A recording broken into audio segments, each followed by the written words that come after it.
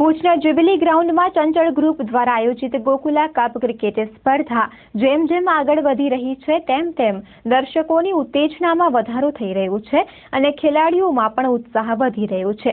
ચંચળ group દ્વારા આ સ્પર્ધા દરમિયાન અનેક નવી પહેલ કરીને ક્રિકેટ નિહાળવા માટે આવતા દર્શકોને પણ મોબાઈલ ફોનની ભેટ આપવામાં આવી રહી છે। આ સ્પર્ધા નિહાળવા માટે આવતા દર્શકોને કૂપન આપીને લકી ડ્રો દ્વારા વિજેતા ઘોષિત કરી દરરોજ મોબાઈલ ફોનની ભેટ આપવામાં આવે છે।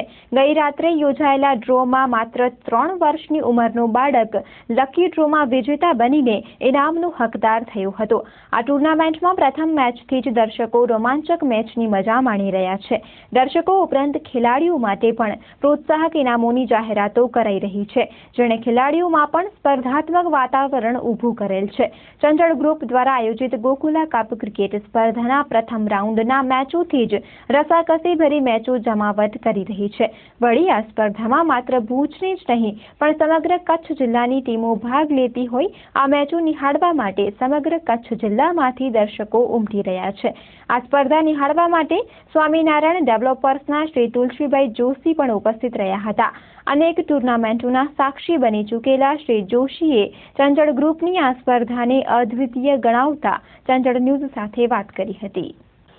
પ્રથમ તો હું આ મેચના આયોજકને અભિનંદન આપીશ કે તેમે જે આ ભવ્ય આયોજન કર્યું છે। અને આમ તો સામાન્ય રીતે મેં ઘણા બધા ટુર્નામેન્ટને જોયા છે, મેદાનને જે રીતે સજાવવામાં આવે છે, પણ આજે અમે જે જોયું તો મને લાગ્યું કે કદાચ આપણી જે ટુર્નામેન્ટ જે આપણી મેચો રમાતી હોય ભારતની ને એ રીતનું મને આ વાતાવરણ લાગ્યું અહીંનું। સામાન્ય રીતે બહુ કાંઈ ઇનામ હોતું પણ આજે જે તમે આ ઇનામોને આપ્યા છે મને લાગે છે કે આ સરાહનીય અને અભિનંદનને પાત્ર છો।